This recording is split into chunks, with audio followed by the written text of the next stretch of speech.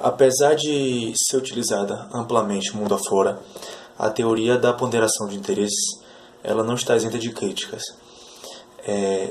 Dentre essas diversas críticas, inúmeras críticas, elas possuem um denominador em comum que será apresentado logo a seguir.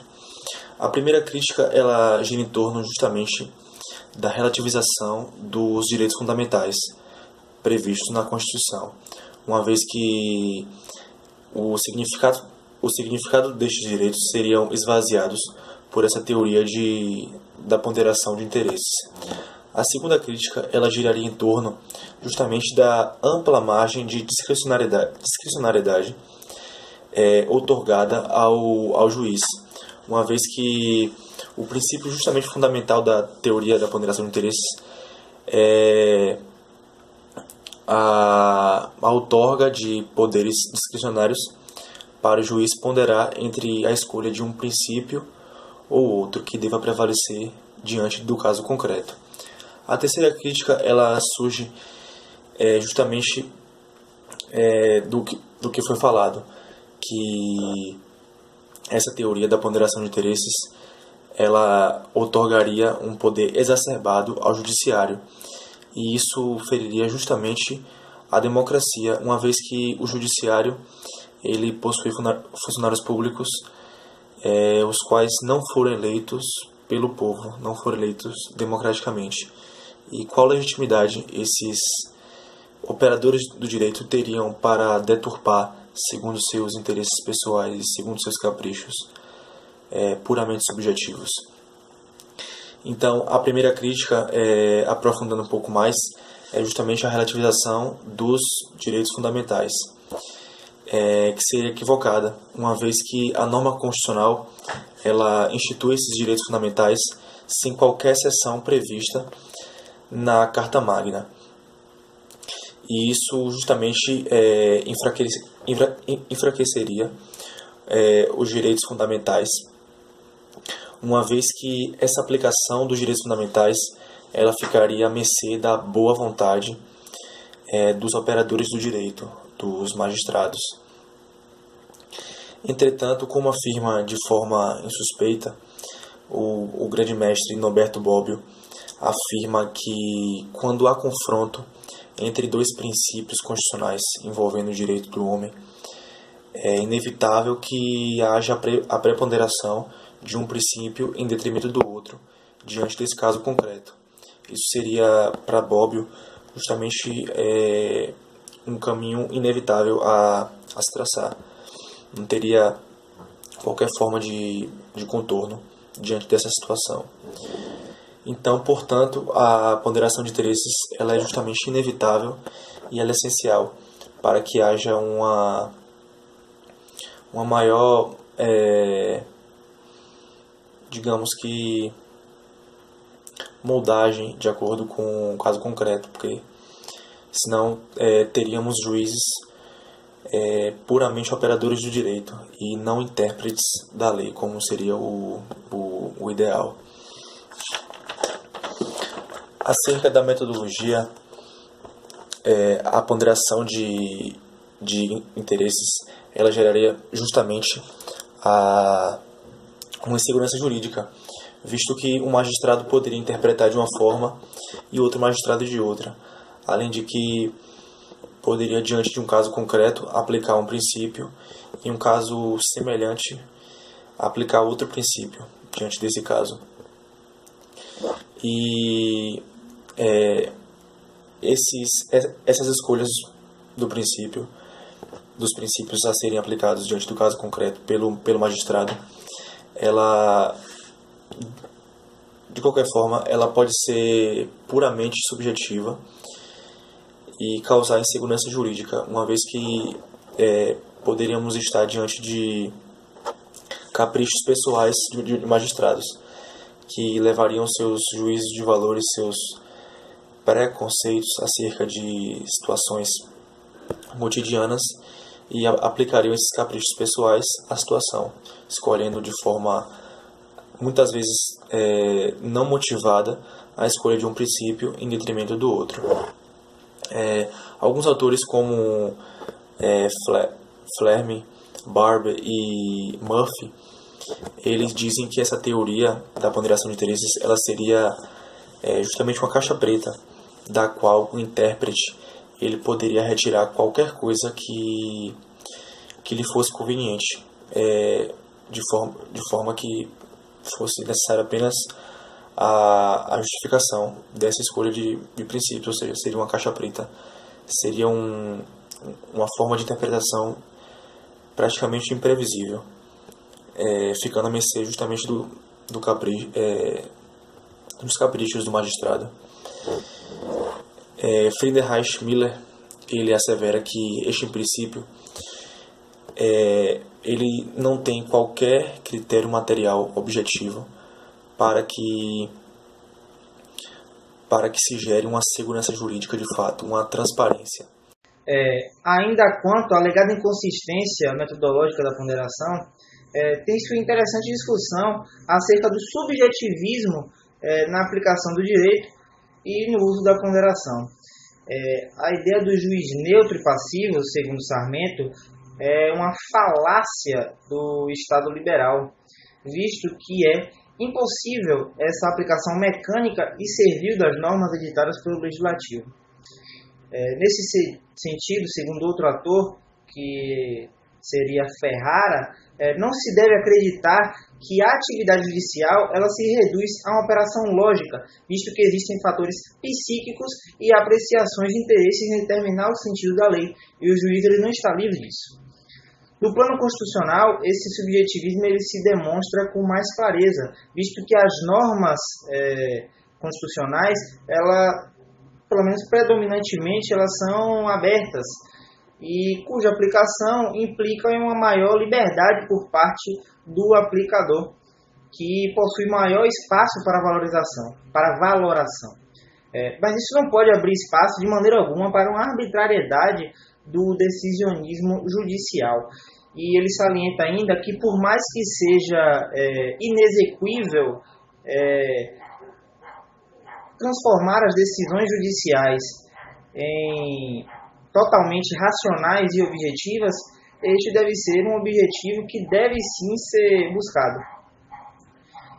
Já em relação ao argumento em que a aplicação da ponderação dos interesses gera uma usurpação por parte, do caso, do Poder Judiciário em relação aos outros dois poderes, principalmente o Legislativo, Sarmento ele salienta que tem-se que ter em vista que esta será utilizada diante da inexistência da regra legislativa, e somente essa regra somente terá exceção se de fato houver uma inconstitucionalidade por parte desta regra legislativa, que geraria, de certa forma, um dever do Poder Judiciário em vetá-la, em não utilizá-la diante do caso concreto, que provoca, de certa forma, um conflito entre os princípios que existem na Constituição.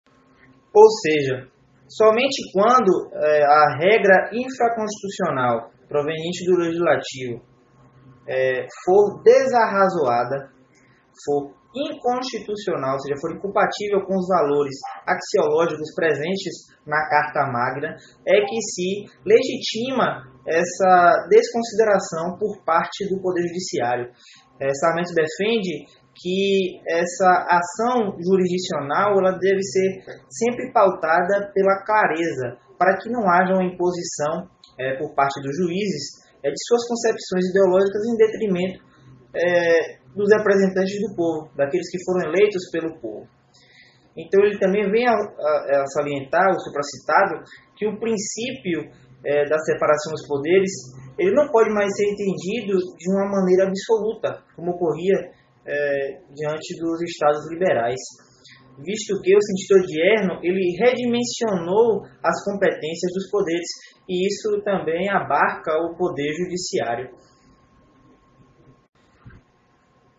que diante da ação do poder legislativo e do poder executivo deve sempre agir pautado na ideia de defender o cidadão a partir do momento que esses poderes eles venham a a ameaçá-los. Sarmento ele também vem e traz a questão de que a utilização da ponderação de interesses ela pode gerar de certa forma uma exacerbação da dimensão política do judiciário, o que aumenta perante a doutrina justamente a sua crítica, visto que os juízes eles não foram eleitos para exercer tal função. Então eles não poderiam meio que ultrapassar estes limites, eles não poderiam ser demasiadamente políticos. Então, nesse sentido, é necessário que a jurisdição ela opere dentro de certos limites, digamos assim, para não se converter em um instrumento antidemocrático, para não ocorrer uma supremocracia, digamos assim. Nesse sentido, Habermas ele também utiliza do teor crítico para lidar com esta ponderação, afirmando que ao considerar as normas constitucionais como valores e não como fundamentos, a jurisdição ela perde em segurança e em adesão à norma escrita, fazendo o julgador um papel semelhante ao do legislador. Diante desse quadro, Sarmento ele vem a defender que é necessário a criação de uma metodologia assentada sobre bases firmes, sólidas, que torne a sua realização mais objetiva e transparente possível, de modo a diminuir os inconvenientes desta técnica. Bom, eu vou falar sobre a ponderação de interesses na jurisprudência norte-americana. O common law ele permite um solo fértil à jurisprudência norte-americana, né, para a ponderação de interesses, que é também utilizado para o controle de constitucionalidade das normas. Um dos grandes marcos da ponderação de interesses aconteceu no julgado de 1938, que permitiu uma nova abrangência dessa ponderação. Estabeleceu-se na jurisprudência constitucional norte-americana com relação à legislação social e econômica, que deveria haver grande deferência às opções traçadas pelo legislador, e as normas só deveriam ser reputadas inconstitucionais se as restrições que impusessem não ostentassem qualquer base racional ou não atendessem a nenhum interesse governamental legítimo. As 10 primeiras emendas feitas à Constituição norte-americana correspondem aos direitos individuais clássicos, e esses direitos eles possuem primazia, né, na proteção de todas aquelas liberdades. Então, a partir desse precedente, a jurisprudência norte-americana desenvolveu critérios diferenciados para aferir a inconstitucionalidade das normas. Quando se trata de alguma atividade econômica, exerce-se um controle jurisdicional menos rígido. Já quando esse controle deve ser levado em consideração os direitos individuais clássicos, tais como a liberdade de comunicação e a liberdade de religião, o controle ele será muito mais rígido. Não basta a simples razoabilidade da legislação para justificar a constitucionalidade.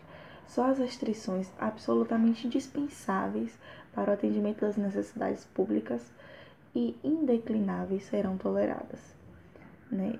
Considerou-se que deveria haver estándares diferentes para a apuração dessa constitucionalidade. A razoabilidade do critério de distinção estabelecido entre a norma e a sua vinculação a algum interesse estatal legítimo para caracterizar essa constitucionalidade. Utiliza-se nesses casos um estándar de controle pouco rígido, chamado relação racional. Já aqueles utilizados que têm como parâmetro suspeito como raça, religião e descendência, é utilizado um controle mais rígido, mais rigoroso do que a simples razoabilidade. A postura da Suprema Corte norte-americana em relação às leis de liberdade de expressão variou bastante, saindo de uma exagerada tolerância para uma atitude mais firme na defesa da primeira emenda. Atualmente, a Suprema Corte utiliza diferentes padrões para a ponderação, a depender da natureza da manifestação. Nas manifestações de natureza política, por exemplo, existe uma proteção ainda mais intensa à primeira emenda. No entanto, apesar de trazer alguns benefícios à jurisprudência americana, a flexibilização de certos princípios causou resultados negativos, como, por exemplo, restrições inadmissíveis criadas pelo Executivo e pelo Legislativo a grupos e ideais esquerdistas, face à histeria comunista na década de 50. O autor traz como exemplo o caso Korematsu vs Estados Unidos, onde se discutia a constitucionalidade da lei que limitava a liberdade de norte-americanos descendentes de japoneses. Embora a jurisprudência se inclinasse no sentido da inconstitucionalidade da lei, a Suprema Corte manteve a sua validade.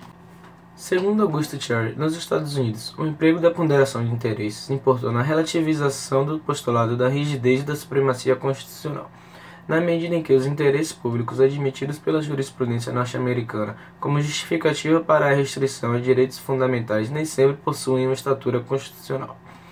Já na opinião dos autores, os equívocos da jurisprudência americana decorrem da má utilização da técnica de ponderação de interesses, que se marcou por uma subserviência excessiva em relação às decisões tomadas pelo legislador. Na jurisprudência alemã, diferentemente da jurisprudência americana, o desenvolvimento do uso da ponderação de interesses se dá sob uma concepção justnaturalista da Constituição. Lá, a Constituição é uma ordem vinculada a valores que reconhece o mais alto fim do direito, na proteção da liberdade e da dignidade humana. Também é notória uma hermenêutica caracterizada por uma pesada carga axiológica, baseada no entendimento que existem valores materiais transcendentais anteriores ao ato constitutivo. Tais valores condicionam a interpretação e aplicação das normas e devem ser objeto de proteção reforçada pela jurisdição constitucional. Bom, a partir de agora o Daniel Sarmento trará argumentos para corroborar teses da jurisprudência alemã e de suas reflexões também na Corte Constitucional da República Alemã. Primeiramente, ele dirá que na Alemanha as ponderações são realizadas diante de considerações de escala de valores, mas também o critério da proporcionalidade exerce valor fundamental naquela jurisprudência, tornando flexível e adaptável ao caso concreto a hierarquia axiológica pressuposta então pela Corte Constitucional. Então, a partir disso, Daniel Sarmento apresentará também 4 casos específicos e concretos para corroborar suas teses acerca da jurisprudência da Corte Constitucional alemã. O primeiro caso, então, trata-se do livro Mephisto, do Klaus Mann, um escritor alemão. E o que deu polêmica na Alemanha sobre esse caso foi que o filho adotivo de um diretor, já falecido esse diretor, de teatro, postulava a proibição da publicação de um romance em questão, alegando que afetaria a imagem do seu genitor, ou seja, o genitor seria o falecido diretor de cinema. O Tribunal de Hamburgo, instância inferior à Corte Constitucional alemã, proibiu a publicação, pois o direito à liberdade artística não tinha precedência em relação aos direitos da personalidade diretamente implicados à honra e à imagem do finado teatrólogo. Então o caso foi levado à Corte Constitucional, que, dividida em sua votação, acabou prevalecendo a decisão anterior do Tribunal de Hamburgo, um tribunal então inferior a essa corte. E o segundo caso também será acerca do conflito entre liberdade de imprensa e segurança do Estado alemão. Discutia-se então a hipótese concreta em que fora aplicada uma lei criminal que punia, por crime de alta traição, a publicação de segredos de Estado, que pusessem em risco a segurança da República Alemã.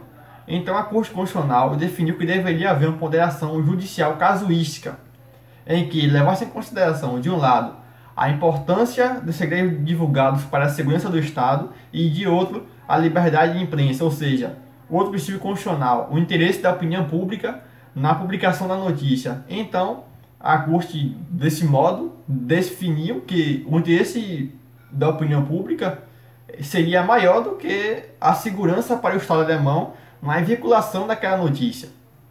E um terceiro caso seria no concernente ao Lebeck, onde questionava-se o direito de uma emissora de TV de exibir um documentário acerca de soldados em um caso que havia escandalizado o país, né? Então, um dos condenados como cúmplice em tal crime e que encontrava-se cumprindo pena, já no seu final de pena, insurgiu-se contra a exposição daquele programa, alegando que violaria o seu direito à honra e à privacidade, e ademais, ao sair da prisão, que afetaria a sua ressocialização ao meio social, já que o indivíduo também estava já no seu final de cumprimento de pena, né? Então realmente poderia acontecer essa questão de impedir que o indivíduo se ressocializasse ao meio social quando saísse da prisão, né? Então a Corte Constitucional, observando esses argumentos do indivíduo que tratou essa questão, mesmo reconhecendo a estatura do princípio constitucional na liberdade de imprensa, vedou o programa, invocando o princípio da proporcionalidade, como eu já havia dito no começo, né?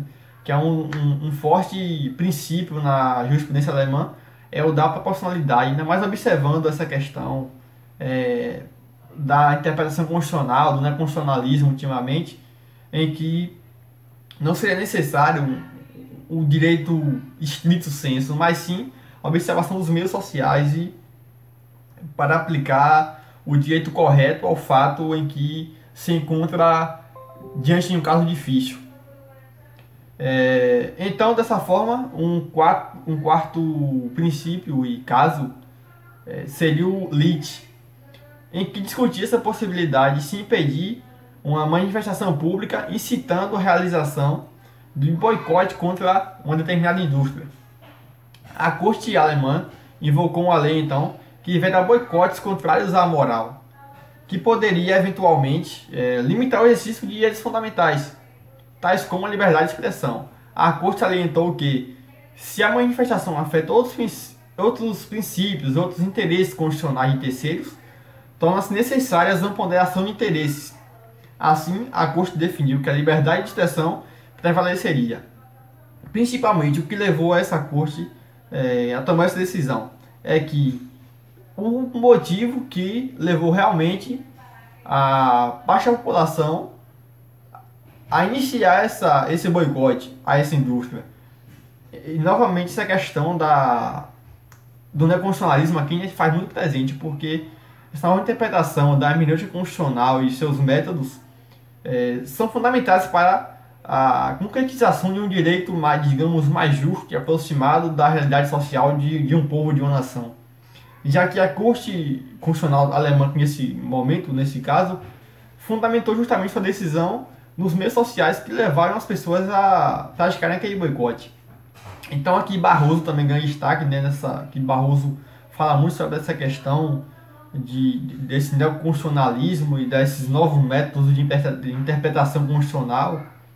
E tem a ver também com um argumento que o Daniel Sarmento trouxe mais atrás, nessa mesma obra, da ponderação de interesse, que seria o direito não como um fim em si mesmo, mas como um meio para garantir a vida harmônica e social de um povo, de uma nação.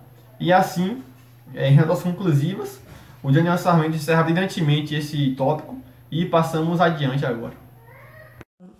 Dando continuidade aos tópicos trazidos por Daniel Sarmento em sua obra A Ponderação de Interesses, o próximo recorte traz a questão da ponderação de interesses dentro da jurisprudência brasileira. Inicialmente, Sarmento constata que no Brasil o tema da ponderação de interesses é quase que um desconhecido, tanto para a doutrina brasileira quanto para a própria jurisprudência. A análise da jurisprudência nos tribunais superiores brasileiros revela que a técnica de ponderação de interesses não é usada de forma aberta, já que, em regra, a fundamentação das decisões é apresentada como se os julgados houvessem os julgadores houvessem como norteador apenas os raciocínios lógicos formais. E torna-se possível observar, a partir disso, que há uma forte inclinação dos tribunais a ocultarem a dimensão retórica que é atribuída às suas decisões. Mesmo em situações em que o recurso a essa técnica seja evidente, ainda é insistido ocultar que o uso da retórica ocorre. Porém, o efeito alcançado é inverso ao pretendido, porque sempre que a fundamentação deixa de retratar fielmente as razões da decisão jurisdicional, ela acaba se tornando ilegítima. Mais adiante, o autor traz a concepção de que os juízes brasileiros parecem ser assustados pela ideia de exercício da discricionariedade judicial. Por quê? Para fundamentar essa concepção, Sarmento acredita que a ponderação de interesses não vingou na jurisprudência brasileira justamente por esse motivo, por esse medo dos juízes brasileiros demonstrarem que a discricionariedade judicial realmente acontece, já que esse método, né, da ponderação de interesses, ele dá uma margem para uma valoração subjetiva do julgador, e isso implicaria no reconhecimento da acentuada dose de discricionariedade judicial que existe. Outro fato trazido pelo indigitado diz respeito à relação entre a ponderação de interesses e o positivismo jurídico, especificamente no Brasil.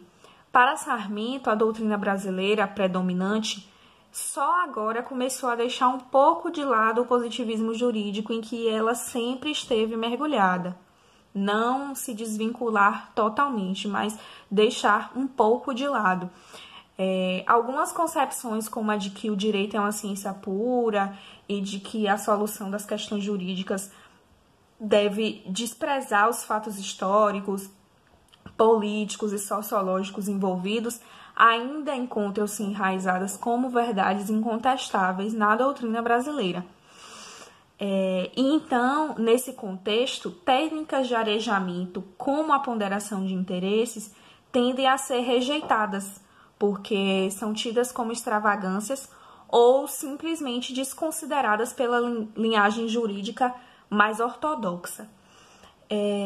Entretanto, né, em alguns campos, essa técnica de ponderação de interesses já vem sendo empregada, ainda que de modo bastante tímido, acuado. E então, posteriormente, Sarmento elenca algumas hipóteses, né, algumas situações de ponderação de interesses que foram flagradas na jurisprudência dos tribunais superiores, especialmente no STF. Bom, eu vou falar um pouco acerca da prova ilícita e do princípio da proporcionalidade. A Constituição Brasileira de 1988 afastou a possibilidade do uso de qualquer prova ilícita, através do seu artigo 5º, inciso 61. Segundo a nossa lei maior, são inadmissíveis no processo provas ilícitas, provas obtidas por meios ilícitos. A origem dessa vedação, conforme o magistério de Luiz Roberto Barroso, se encontra nas emendas 4, 5 e 14 da Constituição norte-americana, segundo a qual, assim como a nossa, é vedada provas ilicitamente obtidas a serem valoradas no processo. A vedação em causa está pautada em princípios éticos e no respeito aos direitos e às garantias fundamentais dos seres humanos, que devem ser norteadores do processo. Isto é, o respeito aos direitos fundamentais constituem limites infranqueáveis à instrução processual. A doutrina faz uma distinção entre as provas ilícitas e as provas ilegítimas. As provas ilícitas são aquelas obtidas com a violação de regras de direito substancial. Já as provas ilegítimas são as obtidas as colhidas, na verdade, com a inobservância das normas processuais pertinentes ao caso. No entanto, em ambas as situações, as provas vão ser declaradas inválidas e não poderão lastrear decisões judiciais, isto é, o juiz não poderá se utilizar de resultados obtidos dessas provas para valorar a sua decisão. As consequências para o uso da prova ilícita é a impossibilidade de uso dela, ou seja, da sua aplicação, sem o prejuízo para a responsabilização daqueles que colheram esse tipo de prova. Ainda na seara das provas ilícitas, um tema que suscita grande polêmica trazida pelo autor é o da admissibilidade de prova ilícita por derivação.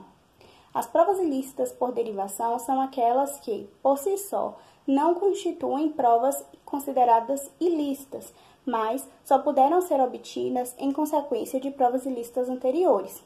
Por exemplo, a apreensão de um veículo roubado localizado pela interceptação telefônica clandestina é um tipo de prova ilícita por derivação, visto que a interceptação telefônica clandestina possui um caráter ilícito. A jurisprudência do STF no Brasil reconhece, pela maioria ínfima de apenas um voto, a impossibilidade, ou seja, a invalidade da prova ilícita por derivação, aderindo mais uma vez à doutrina norte-americana de fruto da árvore envenenada. A aceitação, mais uma vez, de elementos probatórios derivados de provas ilícitas representa, na verdade, um estímulo ao desrespeito dos direitos e das garantias que devem ser preservados ao longo de todo o processo, além de culminar num clima de insegurança jurídica. Mas a grande questão levantada pelo autor é da viabilidade da ponderação da norma em tela nos casos em que há a possibilidade de um juízo de proporcionalidade para a aplicação ou não de provas tidas como ilícita. Parte da doutrina acredita ser coerentemente possível que haja a admissão dessa ponderação, enquanto uma outra parte acredita que não, a esta se filiando o ministro Luiz Roberto Barroso, que defende a natureza absoluta e incontornável da vedação do uso da prova ilícita. Em pelo menos uma hipótese, é admitida consensualmente a flexibilização dessa vedação constitucional, que é quando há a produção de uma prova ilícita por um réu em processo penal, quando este for o único meio de provar a sua inocência. O estado de necessidade e a legítima defesa nem chegam a caracterizar uma conduta ilícita, excluem a licitude da conduta, não chegando a haver nem mesmo uma certa ponderação de interesses. Podemos concluir, portanto, que essa vedação pode ser flexibilizada, ou seja, o uso de provas ilícitas pode ser flexibilizado diante da ponderação de bens jurídicos a serem tutelados pelo direito. Bem, o tópico pelo qual fica designado trata sobre uma questão polêmica e instigante, que é a possibilidade de realização de exame de DNA em ação de investigação de paternidade, mesmo que contra a vontade do réu. Por se tratar de uma questão que causa conflito na jurisprudência, visto que é interpretado pela própria, ora como confissão da paternidade, ora como presunção hominis da mesma, que deve ser avaliada pelo juiz conjuntamente com o acervo probatório restante. Sem embargo, a solução apresentada, sem a realização do exame de DNA, com base em presunções inferidas da disciplina processual, não representa meio hábil em relação à tutela do menor. Cumpre ressaltar que não estão em jogo apenas os direitos patrimoniais, e sim o interesse moral que tem um infante de saber quem é seu pai. Interesse esse que se encontra intrinsecamente ligado ao princípio da dignidade humana. Entretanto, o texto traz outra perspectiva, pois há também o direito à incolumidade física do réu, já que o exame em questão recai sobre o seu corpo. Sendo assim, no entender do texto, a situação abordada é uma típica questão de ponderação de interesse. Essa matéria foi recentemente objeto de decisão do STF no sentido da condução do réu para a realização do exame de DNA em ação de investigação de paternidade. Argumentou incisivamente o ministro Marco Aurélio que não há lei que imponha a obrigação do réu em investigação de paternidade de submeter-se ao exame de DNA e que, ainda que esta existisse, seria inconstitucional, por violar a intangibilidade do corpo humano, a intimidade e a dignidade da pessoa humana. A dissidência, por sua vez, teve à proa o ministro Francisco Rezec, que, após salientar a superlativa preocupação constitucionais com os direitos da criança, pontuou que vale destacar que o direito do próprio corpo não é absoluto e ilimitado. Por vezes, a incolumidade corporal deve ceder a um interesse preponderante, como no caso da vacinação, em nome da saúde pública. Na disciplina civil da família, o corpo é, por muitas vezes, objeto de direitos. Entretanto, em decisão posterior proferida pelo STF, houve consenso em relação à inadmissibilidade da colheita compulsória de material hematológico para a realização do exame de DNA. Para finalizar o tópico, podemos ressaltar que a diferença de posições assumidas pelos ministros varia de acordo com o caso, revelando assim que o problema jurídico é uma típica questão de ponderação de interesses. Para finalizar nossa explanação sobre o texto, irei falar sobre a quebra do sigilo bancário. As instituições bancárias são entidades quase onipresentes na vida contemporânea. Quase toda a população lida com bancos, realizando quase que diariamente movimentações financeiras. Com isso, registrou Celso Bastos com uma certa dose de exagero, que a biografia de um homem ela poderia ser escrita praticamente a partir de seus extratos bancários. Diante dessa constatação, a doutrina e a jurisprudência dominantes têm considerado o sigilo bancário instituído pelo artigo 38, parágrafo 1º da Lei 4.595 de 1964, como garantia do direito à intimidade e à privacidade, conferindo-lhe a estatura constitucional. Manter sigilo sobre os dados de movimentações financeiras não está previsto apenas no artigo 5º, inciso 10 da Constituição, que assegura o direito à intimidade e à vida privada, mas também no artigo 5º, inciso 12, que prevê a garantia do sigilo de dados. Uma decisão de relevância do STF acerca do tema é que admite-se a quebra do sigilo bancário mediante prévia ponderação, né? Ou seja, onde são sopesados, de um lado, o direito ao sigilo bancário do correntista, relacionado à sua privacidade e intimidade, e, do outro lado, o direito de interesses sociais de envergadura constitucional, tais como a necessidade de apuração e repressão de atos ilícitos. E mais recentemente reconheceu também o STF a possibilidade de quebra de sigilo bancário por comissões parlamentares de inquérito, ou seja, as CPIs. Porém, da mesma forma que o poder das autoridades judiciárias na decretação da quebra de sigilo possuem limitações de ordem constitucional, né? O mesmo se dá em relação às CPIs. Em suma, a decretação da quebra de sigilo bancário envolve uma genuína ponderação de interesses, na qual não pode ser conferida primazia absoluta a nenhum dos bens jurídicos em confronto.